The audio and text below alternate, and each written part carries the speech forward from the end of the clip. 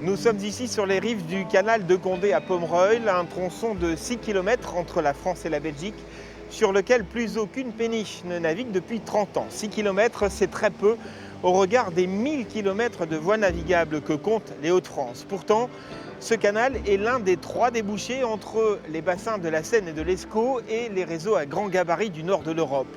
On comprend alors l'extrême importance de sa remise en navigation. Les travaux ont commencé il y a quelques semaines. C'est aujourd'hui le plus gros chantier de dragage en France.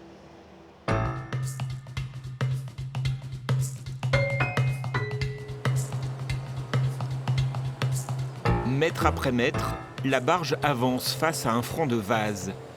Dans un canal qui ne ressemble plus qu'à un large fossé, la grue drague, crée de la profondeur, du tirant d'eau qui permettront à nouveau de naviguer pour la suite du chantier.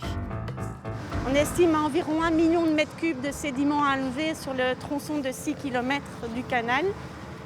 Et la deuxième phase, effectivement, dès le moment où tous ces sédiments non inertes seront enlevés et mis en dépôt, on entamera le recalibrage, l'enlèvement des terres franches du canal. Un chantier colossal débuté en septembre dernier.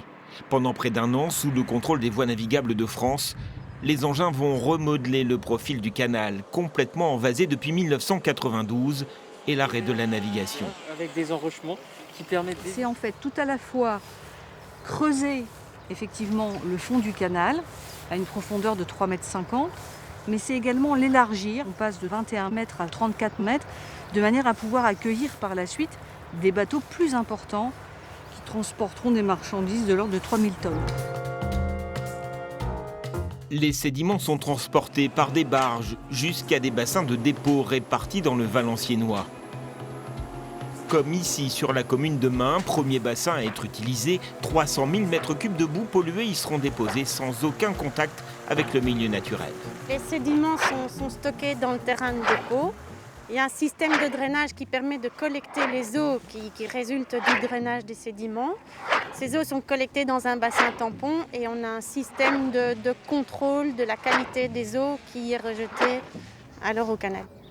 Main, Condé, Vieux-Condé et Fresnes-sur-Escaut, 4 communes impactées par le chantier, mais qui profiteront de compensations environnementales et pourront à terme réaménager les zones de dépôt.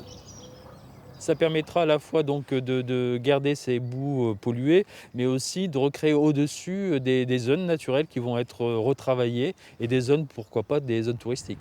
Recalibrer le canal de Condé coûtera 80 millions d'euros répartis entre les Hauts-de-France, la région wallonne, VNF et l'Europe pour 40%. L'enjeu est considérable pour le trafic fluvial. Oui, ça va changer beaucoup parce que des bateaux comme nous, maintenant, on va pouvoir y aller. Alors d'aujourd'hui, on ne sait pas y aller.